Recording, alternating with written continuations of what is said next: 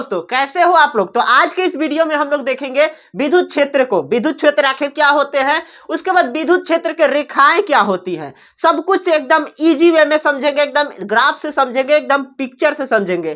तो चलिए जल्दी से स्टार्ट करते हैं एकदम शानदार तरीके से। उससे पहले आप लोग वीडियो को लाइक कर दीजिए और चैनल को सब्सक्राइब कर दीजिए और दोस्तों को शेयर कर दीजिए। चलिए हम लोग देखते हैं विद्युत क्षेत्र को कि आखिर विद्युत क्षेत्र होते क्या है। तो विद्युत क्षेत्र के हम लोग थोड़ा सा पहले परिभाषा को देखेंगे, उसके बाद उसको हम लोग डिटेल में समझेंगे कि आखिर विद्युत क्षेत्र होता क्या है। ठीक है, तो विद्युत का मतलब तो सबको पता है कि बिजली होता है, करंट होता है, लाइट होता है, इलेक्ट्रिक होता है।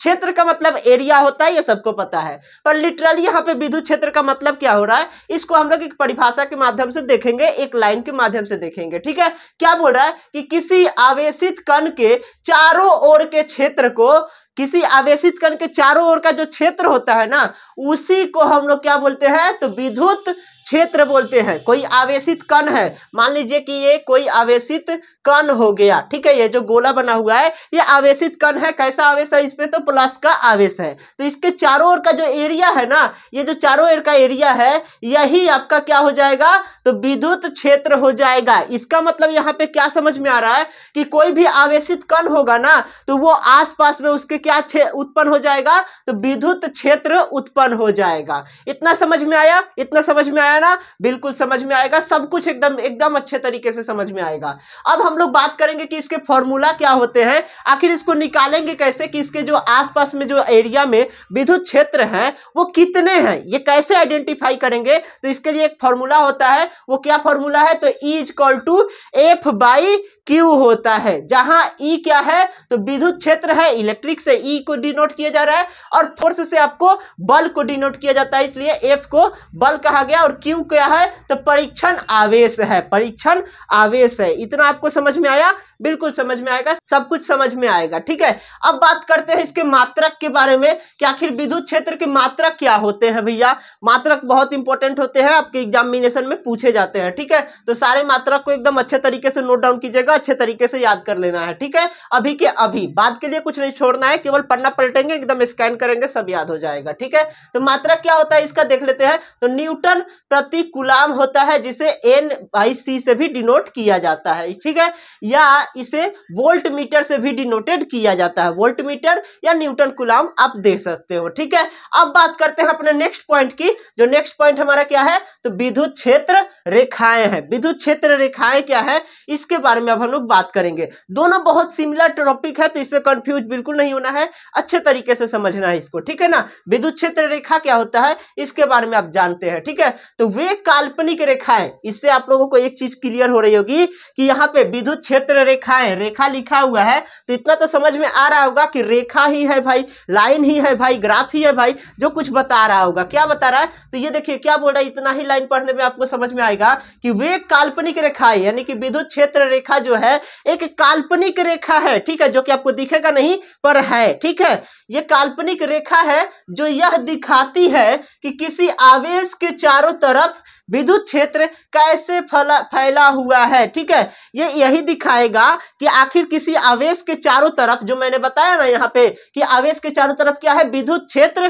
फैला हुआ है। तो ये काल्पनिक रेखाएं जो होती है ना, ये रेखा जो दिख रहा है इसी को बोलते हैं विद्युत क्षेत्र रेखाएं। ठीक है, और किसी दूसरे आवेश के बल की दिशा में लगेगा, और वो किस बल की दिशा में लगेगा ये भी आपका विद्युत क्षेत्र रेखा दिखाता है। इसको अच्छे तरीके से समझने के लिए आपको देखना पड़ेगा ये फिगर को, जिससे कि आपको ये बिल्कुल आइडेंटिफाई हो जाएगा। ठीक है, क्या आइडेंटिफाई हो जाएगा, एक बार इमेज को देखिए, इमेज को समझने की कोशिश कीजिएगा। क्या बोल रहा है, ये एक प्लस आवेश का वस्तु है और एक माइनस आवेश का वस्तु है। अब यहाँ पे देखिए कि यहाँ पे क्या बता रहा है, ये विद्युत क्षेत्र रेखा ये बता रहा है बाहर की तरफ जो प्लस आवेश रहेंगे वो बाहर की तरफ जाएंगे उस टाइम में बल। ठीक है, और जो माइनस आवेश का रहेगा वो अंदर की तरफ तीर आएंगे। दिख रहा है ना आप लोगों को, तीर दिख रहा है ना, यानी कि ये अंदर की तरफ बल फोर्स क्या करेगा, इधर साइड में करेगा, और जो अगर प्लस वाला रहेगा वस्तु वो क्या करेगा, बाहर साइड धक्का देगा। ठीक है, इतना समझ में आ रहा है। अब इसके नोट को देख लीजिएगा, नोट क्या बोल रहा है। नोट में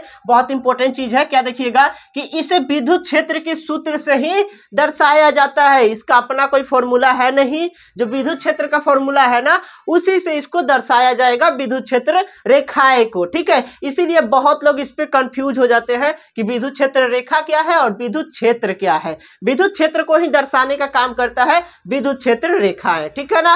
अब देखिए इसके अगले पॉइंट को हम लोग देखते हैं। अगला पॉइंट जो हमारा है विद्युत फ्लक्स है। इधर जगह नहीं बची थी इसलिए मैंने यहाँ पे इसको लिखा है कि विद्युत फ्लक्स क्या होता है। किसी सतह से गुजरने वाली विद्युत क्षेत्र रेखाओं की कुल संख्या को दर्शाता है। कुल संख्या को यह दर्शाएगा कौन, तो विद्युत फ्लक्स दर्शाएगा। विद्युत फ्लक्स क्या दर्शाता है कि किसी सतह से गुजरने वाली, सतह क्या होता है, सतह कहने का मतलब किसी वस्तु का ऊपरी भाग जो होता है ना, किसी वस्तु का ऊपरी भाग जो है यही आपका सतह हो जाएगा। ठीक है, ये जो ऊपरी भाग है यही सतह हो जाएगा। ठीक है, उससे गुजरने वाली विद्युत क्षेत्र रेखाओं की कुल संख्या को यह दर्शाता है विद्युत फ्लक्स। मतलब इस जो सतह है ना इसमें से कितना विद्युत क्षेत्र जा रहा है यही संख्या आपका कौन बताता है, विद्युत फ्लक्स बताता है। ठीक है, और इसको क्या चीज से डिनोट करते हैं, तो इसको फाई पढ़ते हैं, ध्यान रखिएगा। ठीक है, इसको फाई से डिनोट किया जाता है, आप लोग ध्यान रखिएगा। अब इसका जो फॉर्मूला होता है उसके बारे में हम लोग बात करेंगे। तो इसका जो फॉर्मूला होता है phi equal to E into A into cos theta होता है। अब यहाँ पे बात करेंगे हम लोग कि फाई क्या होता है। तो फाई को आपको पता वही है कि क्या होता है, तो विद्युत फ्लक्स होता है। और ई क्या है, तो ई है विद्युत क्षेत्र। ठीक है, अब आगे क्या बोल रहा है कि ए जो है वो सतह का क्षेत्रफल है। अब इसका मात्रक हम लोग जानने से पहले मैं आपको एक चीज बताना चाहूंगा। ये सारे नोट्स ना बहुत अच्छे तरीके से मैंने एचडी क्वालिटी में दे रखा है पीडीएफ में। ठीक है, तो वो पीडीएफ कहां पे मिलेगा, तो कमेंट बॉक्स में मैंने टेलीग्राम का लिंक दे दिया है, वहां जाइए और इसके पीडीएफ को डाउनलोड कर लीजिए और अच्छे तरीके से पढ़िए। ठीक है, अब बात करते हैं इसके मात्रक की। मात्रक क्या होता है इसका, तो मात्रक इसका होता है कि न्यूटन मीटर स्क्वायर प्रति कूलाम होता है। ठीक है, जिसे n into M square by coulomb से यानी कि c से डिनोटेड किया जाता है। अब इसमें एक नोट की बात है, जो कि यहाँ पे एरिया नहीं बचा था, यहाँ पे जगह नहीं बची थी, इसलिए मैंने यहाँ ऊपर में उसको लिख दिया है। तो इसको एक बार देख लेते हैं, जो कि बहुत इंपॉर्टेंट चीज है। क्या बता रहा है कि जब विद्युत क्षेत्र का सतह के समांतर हो जाएगा ना, जब विद्युत क्षेत्र का सतह किसी सतह के दोनों समांतर हो जाएंगे, यानी कि विद्युत क्षेत्र का सतह भी और वस्तु का सतह भी दोनों अगर समान हो जाए, ठीक है, ये दोनों अगर समान हो जाए ना, तो क्या होगा इस कंडीशन में, दोनों अगर समान हो जाएगा तो कोई रेखा सतह से पार नहीं होती है। ठीक है, तो क्या होगा कि कोई भी रेखा इससे पार नहीं होगा, और इस कंडीशन में क्या होगा, फाई जो है हमारा जीरो आएगा, यानी कि विद्युत फ्लक्स जो है वो जीरो हो जाएगा। तो उम्मीद करता हूं कि अब तक आपने इस वीडियो को लाइक जरूर कर दिया होगा, अपने दोस्तों को शेयर जरूर कर दिया होगा, और चैनल पे नए हैं तो सब्सक्राइब बिल्कुल कर लिए होंगे, क्योंकि इस तरह से फिजिक्स आपको कहीं पे भी पढ़ने को नहीं मिलेगा। तो इसी तरह से पढ़ाई करते रहिए। तब तक के लिए आप सभी का बहुत बहुत धन्यवाद।